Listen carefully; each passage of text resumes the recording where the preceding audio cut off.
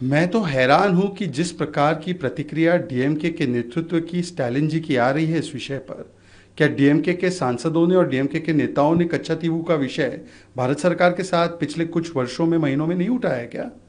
और आज जब कच्चा चिट्ठा खुल चुका है और जो 3 सीज है, कल्यूजन, कंस्पिरेसी और कंसीलमेंट, मतलब कि कैसे डीएमके और कांग्रेस एक होकर चोरी चोरी छुपे छुपे और षड्यंत्रकारी तरीके से कच्चातीवू आइलैंड को सौंप देती है, आज उसका कच्चा चिट्टा सामने निकल कर आया है। तो सवाल का जवाब तो उनको देना चाहिए कि तमिल प्राइड की राजनीति करने वाले तमिलनाडु के जो मछुआरे हैं, हजारों लाखों मछुआरों की जिंदगी और जीवनी को संकट में किसने डाला, भारत के अभिन्न अंग को किसने सौंपा?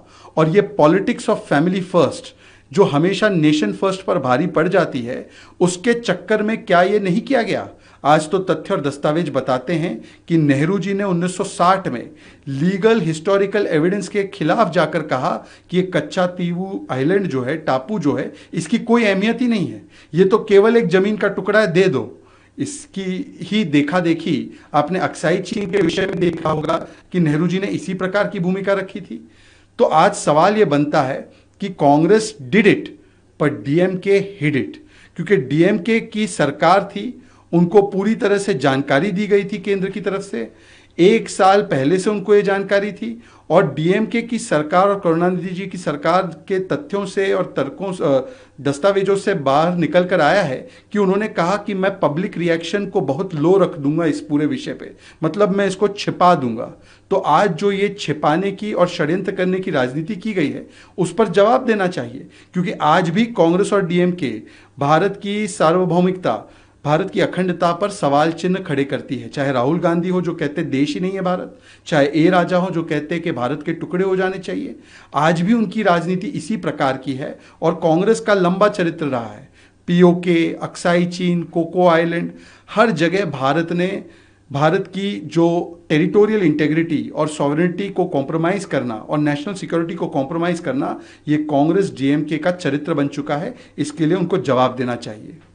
बात कर रहे हैं, लेकिन होने कुछ भी वाला नहीं है, और अगर होता है तो विदाउट मैच फिक्सिंग ये तो पॉसिबल ही नहीं है। इस तरीके के बयान आ रहे हैं। झांकी रही भावना जैसी प्रभु मूरत दिखे तिन तैसी, जिनके परिवार का चरित्र कमीशन फिक्सिंग और डील फिक्सिंग का हो, कमीशन फिक्सिंग जीप स्कैम से लेकर Agusta Westland national health scam तक, और डील फिक्सिंग कच्चातीवू से लेकर चाइना के साथ एमओयू करने तक, जिनका चरित्र ये रहा हो, उनको हर चीज़ में मैच फिक्सिंग नज़र आती है।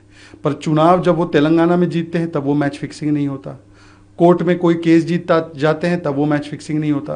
पर कोर्ट का आदेश उनके खिलाफ आ जाए और केजरीवाल को, सिसोदिया को बेल ना मिले, हेमंत सोरेन को बेल ना मिले, तो वो मैच फिक्सिंग हो जाती है। चुनाव जब हारने के डर से अब उनको कोई बहाना नहीं मिल रहा है अपनी हार को छिपाने का, तो पहले से ही ईवीएम बहाना अपने आप को बचाना करने के लिए अब ईवीएम और इलेक्शन कमीशन पर सवाल। तो मैं सोचना चाहता हूँ, समझना चाहता हूँ कि क्या ये कंडीशनल कमिटमेंट टू कॉन्स्टिट्यूशन है इनका? आम्बेडकर जी ने कभी इसकी कल्पना नहीं की होगी, परंतु आज स्पष्ट है कि 7 फेज चुनाव के हैं। इनके 3 फेज के फ्रस्ट्रेशन में पहले ये मीडिया को एक प्रकार से अपमानित करेंगे, फिर ईवीएम इलेक्शन कमीशन को, और 3rd फेज में ये पूरे जनता को ही घेरने का और अपमानित करने का काम करेंगे। ये तो शुरू भी हो चुका है, कभी युवा शक्ति को गाली देते हैं, कभी जनता को राक्षस कहते हैं। तो यही इनका चरित्र है कि हार के डर से अब वो संवैधानिक संस्थाओं के खिलाफ पूरे देश में ही नहीं बल्कि पूरी दुनिया में उनको बदनाम करने का उन्होंने बेड़ा उठा लिया है।